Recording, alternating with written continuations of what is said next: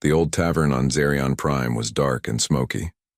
Strange smells filled the air from dozens of different alien species drinking their troubles away. In the far corner sat a creature that made even the toughest aliens look away. Zek-Thorax was a Catherian warrior, but the scars covering his chitinous shell told a story of battles that had broken him. His forearms moved nervously as he lifted his drink. The amber liquid burned going down, but not as much as the memories that haunted him. His compound eyes swept the room constantly, watching for threats that existed only in his damaged mind.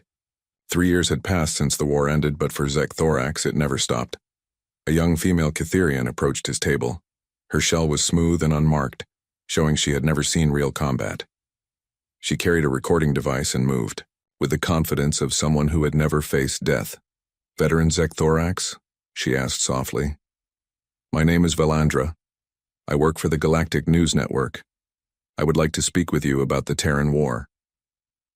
Zek-Thorax looked up at her with eyes that had seen too much. "Go away, young one. Find someone else for your stories." "Please," she said, sitting down without permission. "The galaxy needs to know what really happened. The official reports say we won great victories, but the war ended in retreat. People want to understand why." Zek-Thorax laughed, but there was no humor in the sound. "You want to know why? You want to know about the humans?" He took another drink. "You think you are ready for the truth?"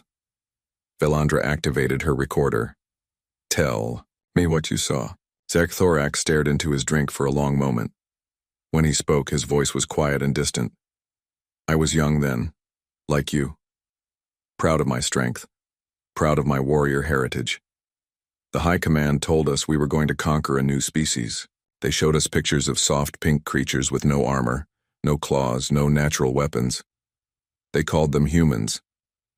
He paused, remembering. "We laughed. Can you believe that? We actually laughed. These creatures looked so weak, so fragile. They lived on one small world, had barely begun to explore space. Our generals said it would be an easy victory, a chance for young warriors to earn glory without real danger." Velandra leaned forward. "But it was not easy?" "Easy?" Zek-Thorax's mandibles clicked together in what might have been a smile or a grimace. "Child, nothing about fighting humans is easy. Nothing about them makes sense. They do not follow the rules of war that every civilized species understands." He took another drink before continuing. "My first battle was on a world called New Haven. It was a small human colony, maybe 50,000 people. Our fleet of 200 ships surrounded the planet. We had them completely cut off. Any rational species would have surrendered immediately. But they did not surrender. They built walls. Everywhere, the entire planet became one giant fortress, but that was not the worst part. The worst part was how they fought." Zek-Thorax's eyes grew distant as the memories took hold. "I was part of the assault force that landed near their main city. The humans had built barriers everywhere, but we broke through their outer defenses easily. Our plasma weapons cut through their crude metal walls like they were made of paper." He paused, his hands beginning to shake slightly. "That is when I first met a human soldier. His name was Jake Rodriguez. I remember the name because it was painted on his armor. He was trapped in a bunker with maybe 10 other humans. We had them surrounded completely. There was no way out. What happened? In any normal war, they would have thrown down their weapons and begged for mercy. That is what civilized beings do when facing certain death. Instead, this Jake Rodriguez did something I had never seen before." Zek-Thorax set down his drink with a trembling hand. He looked right at me through the bunker window, made eye contact, then he smiled. He actually smiled, and then he pressed a button. Velandra waited, sensing the importance of this moment. He detonated his own ammunition supply. Blew up the entire bunker with himself and his soldiers still inside. The explosion was so powerful it took out 20 of my squad mates. The blast threw me 50 meters and left me partially deaf in one ear. He touched the side of his head where a deep scar ran from his eye to his jaw. But the physical damage was nothing compared to what it did to my mind. This human chose to die rather than surrender. More than that, he chose to take as many of us with him as possible. That seems extreme, Valandra said quietly. Extreme? That was just the beginning. After the bunker exploded, we thought the area was clear. We started to advance toward the city center. That is when the real nightmare began. Zek-Thorax's voice grew quieter.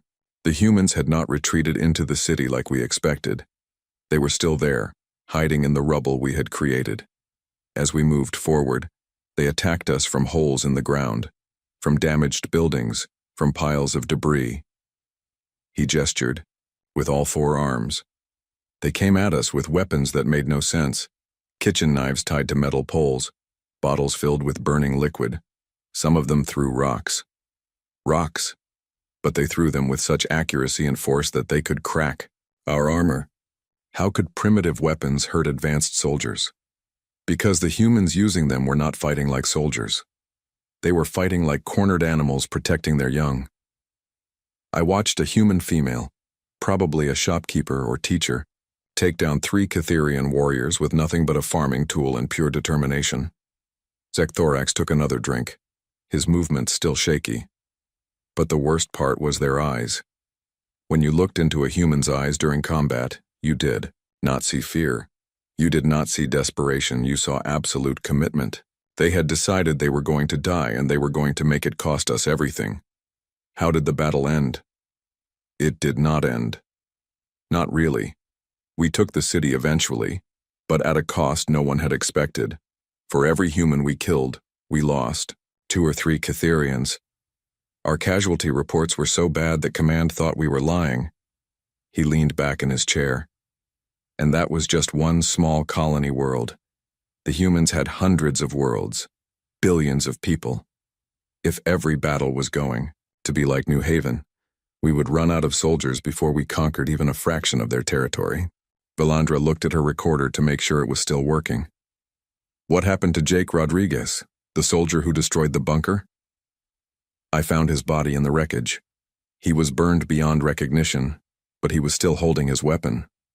Even in death, he looked ready to fight. Zek-Thorax's voice grew even quieter.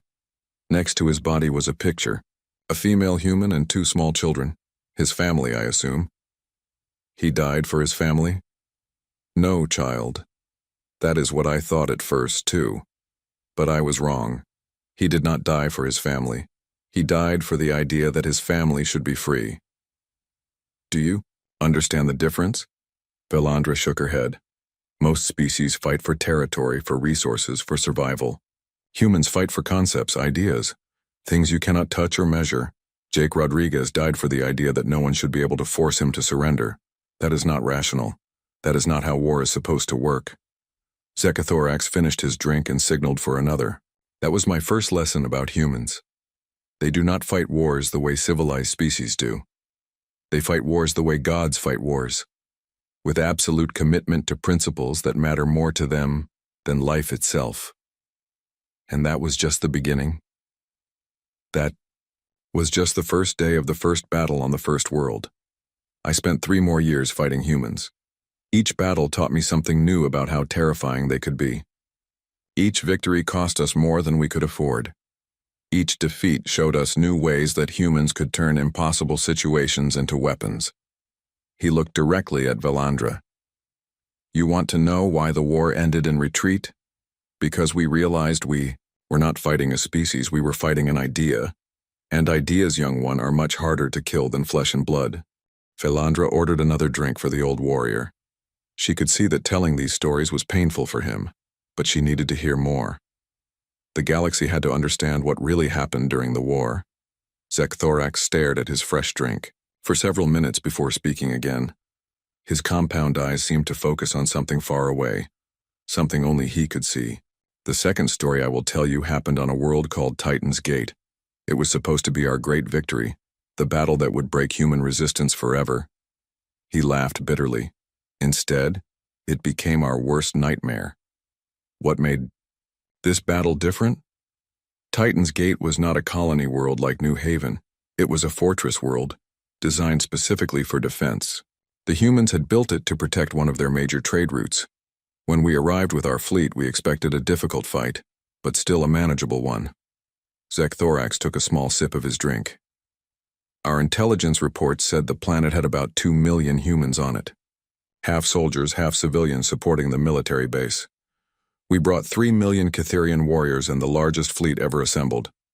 The numbers were clearly in our favor. You outnumbered them? By more than 3 to 1. Any military strategist would tell you that such odds guarantee victory. We surrounded the planet completely. No ships could get in or out. No supplies could reach them. All we had to do was wait for them to starve. He paused, his mandibles clicking nervously. The human commander was a female named Lisa Parker. We intercepted some of her communications during the siege. She was young for a commander, maybe 30 human years. She had 2 children back on Earth that she talked about in her personal logs. What did she do? Something impossible. Something that defied every rule of military strategy ever written. Zek'Thorax's voice grew quieter. Instead of trying to hold the surface fortifications, she ordered her people underground. Not just the soldiers. Everyone. 2 million humans. Disappeared into tunnels beneath the planet's surface. Velandra leaned forward. Tunnels? Miles and miles of tunnels. They had been digging them for years, apparently. Storage areas, living spaces, weapon manufacturing facilities, even farms. They had built an entire civilization under the ground where our sensors could not reach them. But surely you could have found the entrances. We tried. We found hundreds of entrances and sealed them. But for every one we sealed, they opened 3 more. They were digging new tunnels faster than we could close old ones. And worse, they started using the tunnels to attack us. Zek'Thorax's 4 arms began to gesture as he remembered.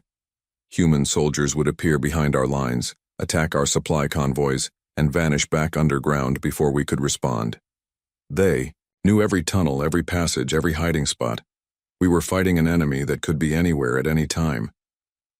How long did this continue? 8 months. 8 months of the most frustrating warfare I have ever experienced. We controlled the surface of the planet completely, but the humans controlled everything below, and they used that advantage to make our lives miserable. He took another drink. The worst part was not knowing where they would strike next. Our patrols would be walking along a road and suddenly the ground would open up beneath them. Human soldiers would pull our warriors down into the tunnels. We would hear screaming and weapons fire. But by the time reinforcements arrived, the tunnel entrance would be sealed again. What about your heavy weapons? Could you not collapse the tunnels? We tried everything. Plasma bombardment, seismic charges, even chemical weapons. Nothing worked. The humans had built their tunnel system too deep and too strong. When we collapsed, one section they just dug around it. When we flooded areas with poison gas, they sealed those sections and used different routes. Zek'Thorax's voice became strained. But the psychological warfare was worse than the physical attacks. They would leave messages for us. Graffiti painted on walls that said things like, "Welcome to hell," and "You picked the wrong species." They would play music from hidden speakers, human songs that talked about fighting and never giving up. Just psychological tricks? No. Much more than that. They started targeting our officers specifically. Somehow they had identified who was in command of each unit. Commanders would be walking with their squads when a human sniper would take them out from some hidden position. We never saw the shooters, never found their hiding spots. He gestured to a scar on his upper arm. I was a squad leader then. A human sniper put a bullet right through my shoulder from over a mile away. The shot was so precise it missed every vital organ but still put me out of action for weeks. They could have killed me easily, but they chose to wound me instead. Do you know why? Velandra shook her head. Because a wounded soldier requires more resources than a dead one. My squad had to carry me, get me medical treatment, protect me, while I healed. One precise shot turned me from an asset into a burden. That is the kind of tactical thinking that kept us awake at night. What finally ended the siege? Zek'Thorax's expression grew dark. Lisa Parker did something that still gives me nightmares. She contacted our fleet commander and offered to negotiate. Said she wanted to discuss surrender terms. Our commander was so relieved that he agreed immediately. She was ready to surrender? No. It was a trap, but not the kind you might think. Parker invited our commander down to the planet's surface for a face-to-face meeting. She said it would show her people that surrender was the honorable choice. Our commander brought a small escort and met her at the entrance to one of the tunnel systems. Thorax paused, his breathing becoming labored. Parker was there with just 2 guards, a school teacher named Paul Martinez and a maintenance worker named Betty Collins. 3 humans against 50 Cytherian elite warriors. They looked completely helpless. What happened? Parker activated a holographic display that showed the planet's geothermal system. Titan's Gate was built on top of massive underground heat sources that powered the entire world. She had rigged all of them with explosives. Valandra's eyes widened. She was going to destroy the planet? Not just destroy it. She was going to turn it into a miniature sun. The geothermal overload would have made the planet uninhabitable for any form of life. The explosion would have been visible from 3 star systems away. But that would have killed everyone, including the humans? Exactly. That was her point. She told our commander that humans would rather die free than live as slaves. She gave him exactly 1 hour to withdraw the entire fleet, or she would detonate the charges. Thorax's voice dropped to almost a whisper. Our commander thought she was bluffing. He told her that no rational being would commit suicide just to deny an enemy victory. Parker smiled at him and activated the first stage of the overload sequence. She actually started the process? The ground began to shake. Thermal readings spiked across the planet. Our sensors confirmed that the geothermal plants were beginning to overload exactly as she had described. She was not bluffing. This human, female, was actually going to kill everyone on the planet rather than surrender. What did your commander do? He ordered the fleet to withdraw. What else could he do? We could not conquer a dead world. And Parker made it clear that was the only kind of world we would get if we stayed. Thorax finished his drink. But the worst part came as we were leaving. Our sensors detected massive celebrations in the tunnel systems. The humans were cheering. They were celebrating the fact that they had been willing to die rather than submit. They were proud of their commander for being ready to kill them all. That seems insane. That is what we thought. But later, after the war ended, I learned something that made it even more disturbing. Lisa Parker had 2 young children back on Earth. She was willing to never see them again, willing to die in nuclear fire, rather than let her people be conquered. She chose death over slavery. She chose the idea of freedom over life itself. And her people supported that choice completely. Every single human on that planet was ready to die for an abstract concept that they could not even define properly. Thorax signaled for another drink. That was when I began to understand that we were not fighting a normal species. Normal beings value survival above all else. Humans value their principles more than their lives. How do you conquer an enemy that prefers death to defeat? What happened to Commander Parker? She survived. The humans developed a way to safely shut down the overload after we left. She continued commanding resistance forces for the rest of the war. But I never forgot that moment when she was willing to turn herself and 2 million of her people into nuclear fire rather than surrender. And this changed how you saw the war? It changed how I saw everything. If humans were willing to die for ideas, then no amount of military force would ever be enough to conquer them. You cannot kill an idea with plasma weapons. You cannot bomb a principle into submission. Thorax looked directly at Valandra. That was our second lesson about humans. They do not just fight with weapons and soldiers. They fight with their willingness to sacrifice everything for beliefs that cannot be touched or measured. And that makes them the most dangerous enemy in the galaxy. The tavern was getting quieter as the night grew later. Most of the other aliens had left, heading home to families or back to their ships. Valandra noticed that Thorax seemed more comfortable now that they were almost alone. His 4 arms had stopped shaking, but his eyes still darted around the room constantly. The 3rd story is the hardest one for me to tell, he said quietly. It happened on a jungle world called Verdania. That is where I learned that humans are not just brave or determined. They are also the finest hunters in the galaxy. Hunters? Yes. But not the kind of hunters you might think. They do not hunt for food or sport. They hunt other hunters. They hunt soldiers like me who thought we were the apex predators of the galaxy. Zek'Thorax ordered another drink before continuing. Verdania was supposed to be a routine operation. The planet had no major cities, no important military bases, just small human settlements scattered through thick jungle. Command sent 3 battalions to clear the planet, 900 of our best warriors. That seems like a lot for a small planet. We thought so too. The intelligence reports said there were maybe 50,000 humans on the entire world. Most of them were scientists, farmers, and miners. We expected to finish the job in a few days. He took a long drink. The first sign that something was wrong came when we landed. Our drop pods were supposed to come down in a clearing near the largest settlement. Instead, we found ourselves scattered across 50 square miles of the thickest jungle any of us had ever seen. Scattered? How? Someone had sabotaged our navigation systems. Our pods came down in small groups of 5 or 10 soldiers each, separated by miles of jungle terrain. By the time we realized what had happened, we were already being hunted. Zek'Thorax's voice grew quieter. At first, we thought it was just bad luck. Equipment failures happen in war. We started moving through the jungle toward our rally points, expecting to regroup within a few hours. That is when we met the humans that the galaxy would come to call Rangers. Rangers?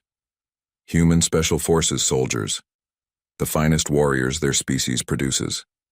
On Verdania, there were only 7 of them. 7 humans against 900 Catherians. Any military computer would calculate the odds as impossible for the humans. But they won. They did not just win.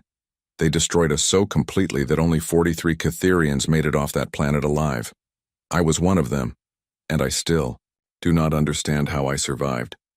Zek'Thorax gestured to several scars on his arms and chest. The leader of the human rangers was a soldier named Danny Thompson. He had been on Verdania for 2 years before the war started, studying the jungle, learning every tree and stream and animal path. When we arrived, he knew that jungle better than we knew our own homeworlds. How could one human be so dangerous? Because he was not fighting alone. Thompson had 6 other rangers with him. Amy Foster was their sniper, the finest marksman I have ever encountered. Steve Johnson was their communications expert. Maria Santos handled explosives and demolitions. Carl Davis was their tracker. Pete Wilson was their medic and close combat specialist. Lucy Martin was their intelligence specialist. 7 humans against hundreds of your soldiers? 7 humans who had turned the entire jungle into a weapon. They did not fight us in open battle. They hunted us like animals, picking us off one by one, day after day, week after week. Zek'Thorax's compound eyes focused on something only he could see. The first attack came on our second day. My squad was moving through what looked like a normal game trail when the ground exploded beneath us. Maria Santos had buried explosives along the path and waited for us to walk into the trap. A simple ambush? Nothing about these humans was simple. The explosion was not meant to kill us all. It was meant to wound and scatter us. 3 of my squad mates were injured, not dead. The rest of us had to stop and help them, which made us sitting targets. What happened next? Amy Foster started shooting at us from somewhere in the canopy above. We never saw her, never found her position. She would fire 1 shot, wound 1 soldier, and vanish. We would spend hours searching for her while our wounded got worse and our supplies ran low. Zek'Thorax took another drink. But the worst part was the sounds. The humans would make noises in the jungle around us. Animal calls that were almost right but not quite. Branches breaking in the distance. Whispers that were just loud enough to hear but not loud enough to understand. Psychological warfare. More than that, they were driving us insane with fear. We knew they were out there, knew they were watching us, but we could never find them. Every shadow could hide a human soldier. Every sound could be the last thing we heard before they struck. How long did this continue? 2 weeks. 2 weeks of being hunted through that green hell. Every day we lost more soldiers. Not just to the Rangers, but to the jungle itself. The humans had taught the very environment to fight against us. Zek'Thorax's voice became strained. Steve Johnson had rigged motion sensors throughout the jungle. Anytime we moved, they knew exactly where we were. but the sensors were designed to ignore local wildlife, so the humans could move freely while we triggered alarms with every step. They turned your own technology against you? Worse, they turned our instincts against us. Cytherians are natural pack hunters, but we hunt in open terrain where we can see our enemies. In the jungle, our pack instincts made us predictable. The humans learned our movement patterns and used them to set traps. What kind of traps? Pete Wilson was a master of close combat. He would wait until our patrols were moving in standard formation, then attack the rear guard with silent weapons. By the time the rest of the squad realized what was happening, he would already be gone with one of our soldiers. Zek-Thorax paused, his mandibles clicking nervously. But sometimes he would not kill his target. Sometimes he would just wound them and leave them where we would find them. The wounded soldiers would tell us impossible stories about being captured by ghosts that melted into the jungle like smoke. Did you ever see these rangers directly? Once. My squad cornered Carl Davis near a river crossing. We thought we finally had one of them trapped. He was alone, outnumbered 10-1 with nowhere to run. What happened? He smiled at us, just like Jake Rodriguez had smiled before detonating his bunker. Then Davis dove into the river and disappeared. We searched for hours but never found a body. Later we realized he had swimming equipment hidden underwater. He had prepared for that exact situation. They planned for everything. Everything and more. Lucy Martin had studied our military tactics, our communication protocols, even our individual psychological profiles. She knew how we would react in different situations better than we did ourselves. Zek-Thorax's voice dropped to almost a whisper. The final battle happened at our extraction point. Command had ordered the surviving squads to gather at a clearing where transport ships could pick us up. We thought we were finally safe. But the Rangers were waiting. All 7 of them. They had turned our extraction point into a killing field. Danny Thompson had positioned his team in a perfect ambush formation around the clearing. When our transport ships arrived, the Rangers opened fire with weapons they had taken from our dead soldiers. They used your own weapons? Better than we did. Amy Foster shot down 2 of our aircraft with a Cytherian plasma rifle. Steve Johnson hacked our communication frequencies and gave false orders that sent our reinforcements into another trap. Maria Santos detonated explosives that she had hidden around the landing zone. How did you escape? Pete Wilson made a mistake. He tried to capture me alive instead of killing me outright. I managed to break free and reach one of the transport ships, but not before I saw something that still haunts my dreams. Zek-Thorax finished his drink in one gulp. The 7 Rangers were standing in the middle of the battlefield, surrounded by the bodies of hundreds of Cytherian warriors. They were not celebrating or cheering. They were just calmly reloading their weapons and preparing for the next fight. They showed no emotion. That is what terrified me most. They had just defeated an enemy force 40 times their size, and they acted like it was just another day at work. To them, hunting down and killing trained soldiers was as natural as breathing. What happened to the Rangers? I never found out. The planet was declared off limits after our defeat. For all I know, they are still there, waiting for the next group of soldiers foolish enough to enter their jungle. Zek-Thorax looked directly at Velandra. That was our 3rd lesson about humans. They do not just fight with courage or determination. They fight with intelligence that can turn any environment into a weapon. They study their enemies so completely that they can predict our actions before we make them. And this changed your understanding of the war? It changed my understanding of humans. I realized they were not just brave or desperate. They were apex predators who had learned to hunt in packs, with a coordination that bordered on telepathic. And we were not their equals. We were their prey. The tavern was almost empty now. Velandra looked at her recording device to make sure it was still working. She needed to hear the rest of Zek-Thorax's story, but she was beginning to understand why the war had ended the way it did. There are more stories, Zek-Thorax said quietly. Worse stories. Are you sure you want to hear them? The night was growing very late, and Velandra could see that Zek-Thorax was struggling with the memories. His 4 arms trembled as he reached for another drink. This would be his 7th or 8th, but the alcohol seemed to have no effect on him. The pain was too deep for any drink to wash away. The 4th story is the one that ended the war, he said in a voice barely above a whisper. It is the story of what happened when we attacked Earth itself, the human homeworld. We thought if we could break their heart, we could finally break their spirit. You attacked their home planet? High Command was desperate. 3 years of war had cost us millions of soldiers and hundreds of worlds. Every battle was harder than the last. Every victory came at a price we could barely afford. The generals decided that only a direct assault on Earth could end the human resistance. Sek'Thorax stared into his drink. They assembled the largest invasion force in galactic history. 5 million Catherian warriors, 10,000 ships, weapons that could crack planets in half.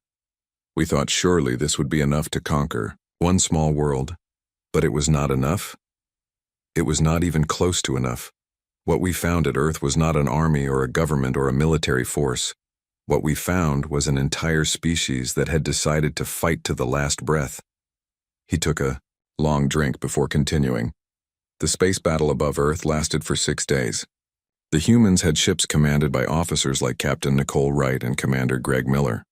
When their weapons were destroyed, they rammed our vessels. When their engines failed, they used their ships as bombs. They used their ships as weapons. I watched a human destroyer with a crew of 300 ram straight into one of our battlecruisers.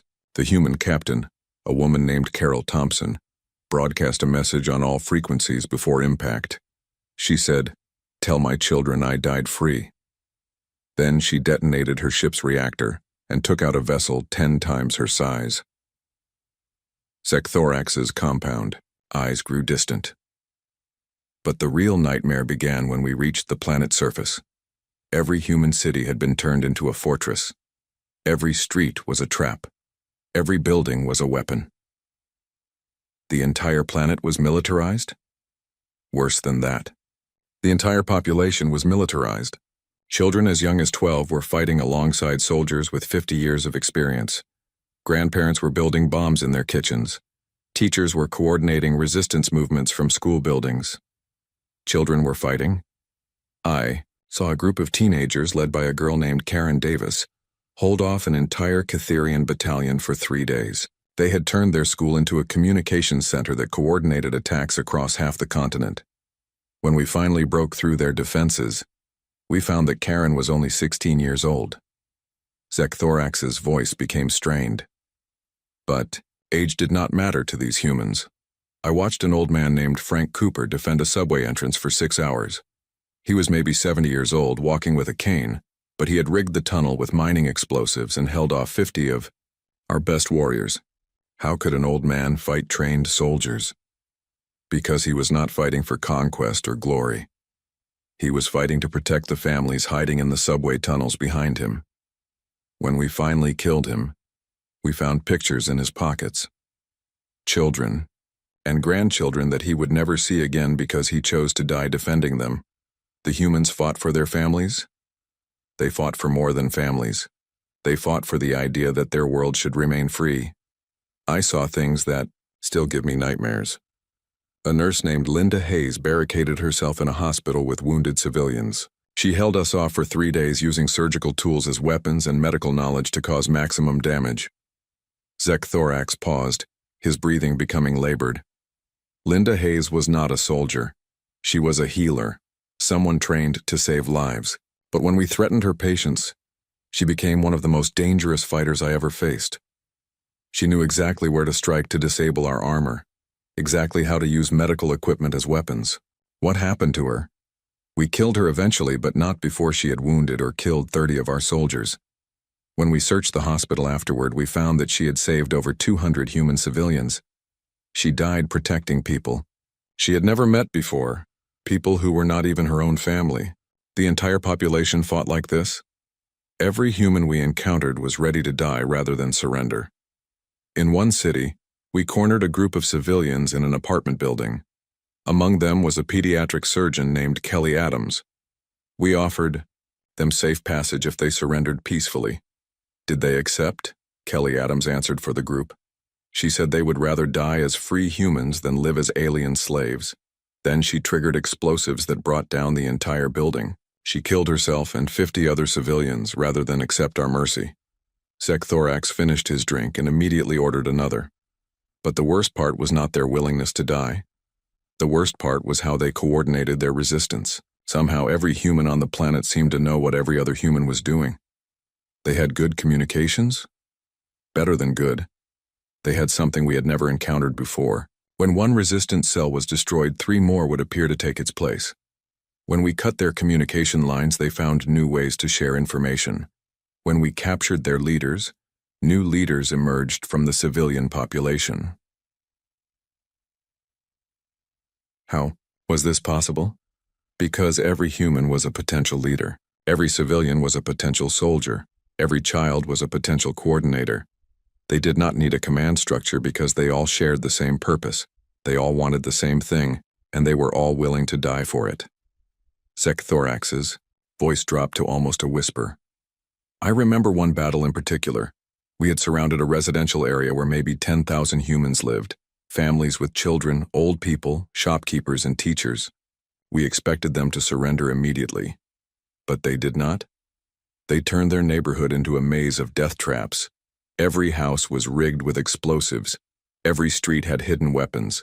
Every family fought like a military unit that had trained together for years. How could civilians fight so effectively? Because they were not really civilians anymore.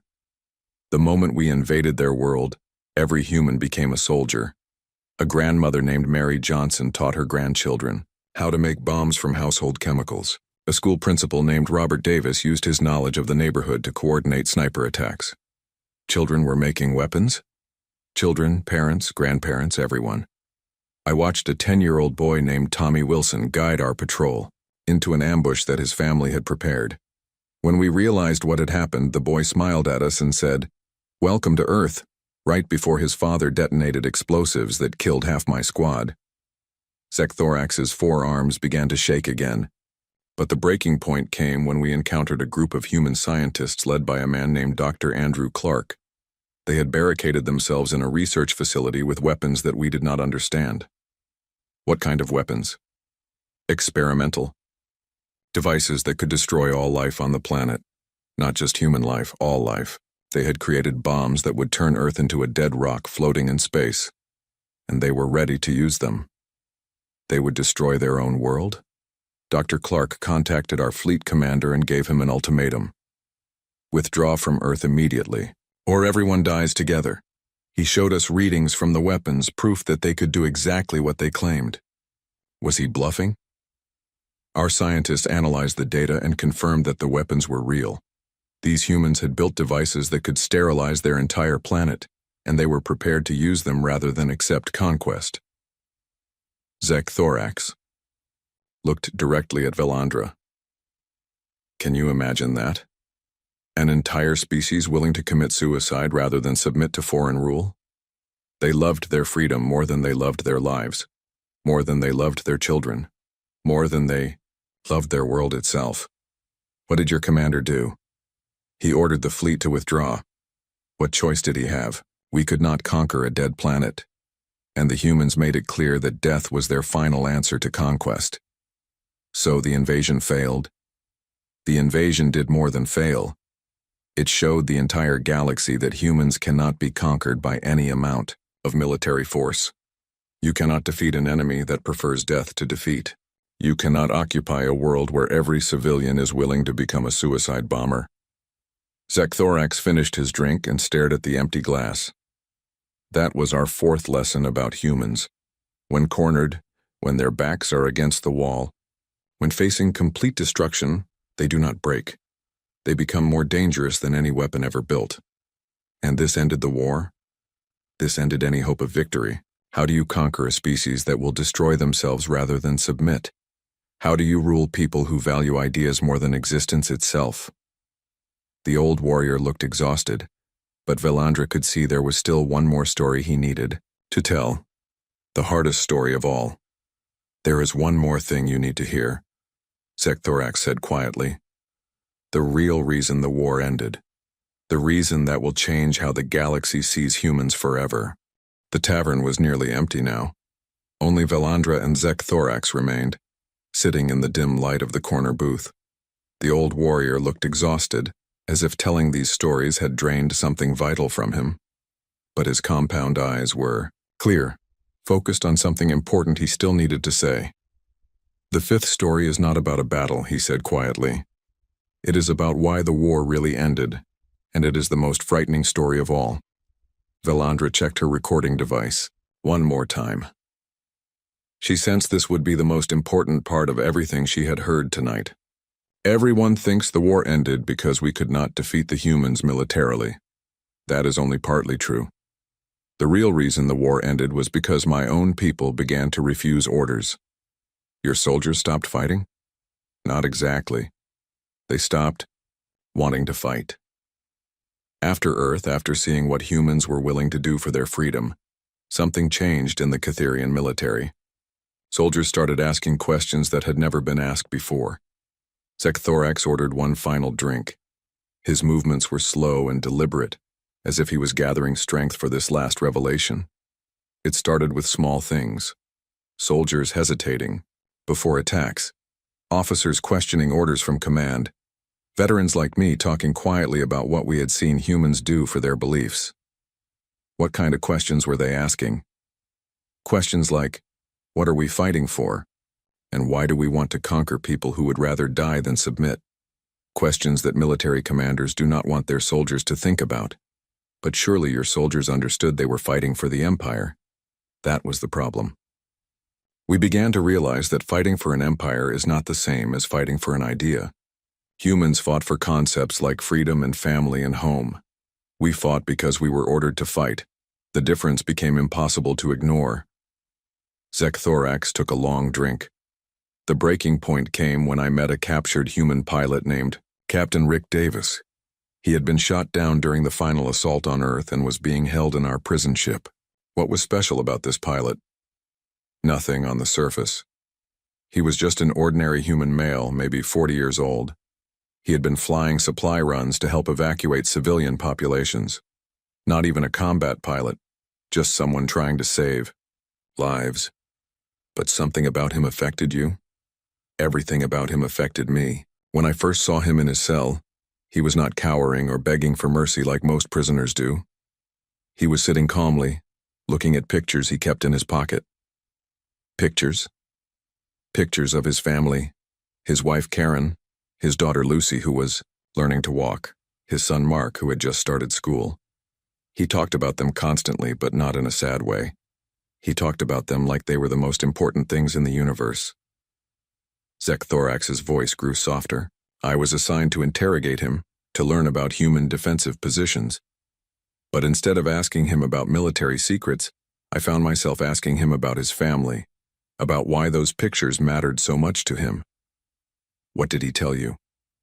He told me about the morning his daughter took her first steps, how his wife laughed when she burned breakfast because she was too excited about a promotion at work, how his son had drawn a picture of their family and put it on the refrigerator. These seem like ordinary things. That is exactly what I thought. But Rick Davis talked about these ordinary moments like they were sacred, like they were worth dying for. When I asked him why he risked his life flying supply missions, he said it was so other families could have moments like that too. Zekthorax paused, staring into his drink. I began to understand something that terrified me more than any weapon. This human was not afraid to die because he had something worth dying for. Not glory or conquest or power. Just the idea that families should be free to have ordinary moments together. This changed how you saw the war. This changed how I saw everything. I realized that humans did not fight like other species because they were not fighting for the same reasons as other species. Every other race in the galaxy fights for territory, or resources or dominance. Humans fight for the right to exist on their own terms. What happened to Captain Davis? Command ordered his execution, standard procedure for captured enemy combatants. But when the time came, I found that I could not pull the trigger. You refused to kill him?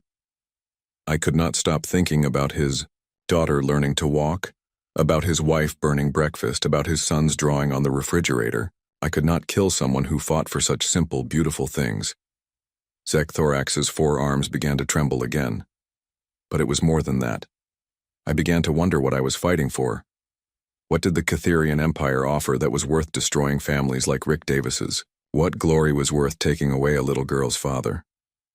Did other soldiers feel the same way? More and more of them, yes. Word spread through the fleet about the human pilot who carried pictures of his family. Soldiers started asking to see him, to hear him talk about his children, and every conversation made it harder for us to see humans as enemies. Why was this so powerful? Because we began to understand that humans were not fighting us. They were fighting for something. There's a difference that changes everything about war. Thorax took another drink.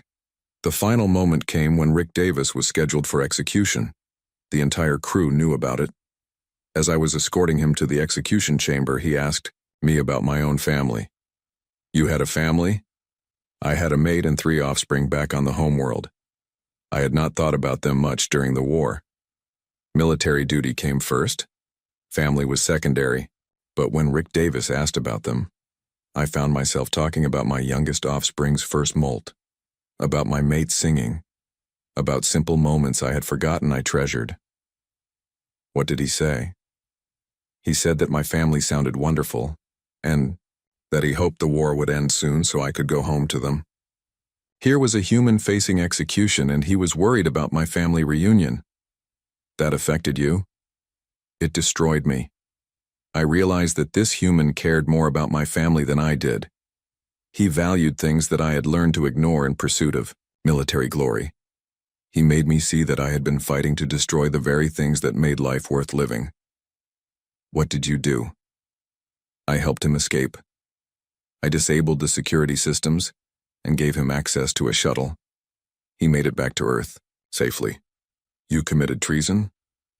I committed an act of sanity in an insane war, and I was not the only one. Across the fleet, soldiers were refusing orders, helping human prisoners escape, questioning the entire purpose of the conflict. Thorax looked directly at Valandra. Within a week of Rick Davis's escape, half the Catherian military was in open revolt, not because we supported the humans, but because we could no longer support destroying them. The military rebellion ended the war. The military rebellion ended the war because it exposed the truth that command could not face. Humans had not just defeated our armies. They had converted our soldiers to their way of thinking without firing a shot. How did they do that? By showing us what they were fighting for.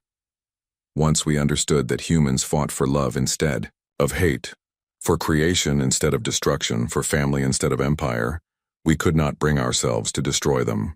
Thorax finished his final drink. High Command declared victory and withdrew the fleet, but every soldier knew the truth. We had not conquered the humans. They had conquered us, not with weapons or tactics, but with ideas that were stronger than any military force.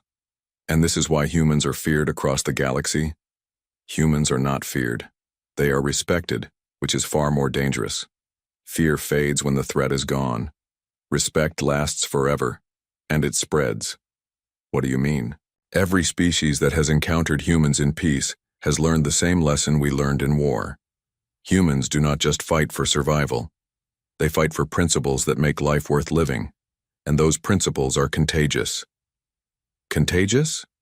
Other species are beginning to ask the same questions that destroyed our military. What are we living for?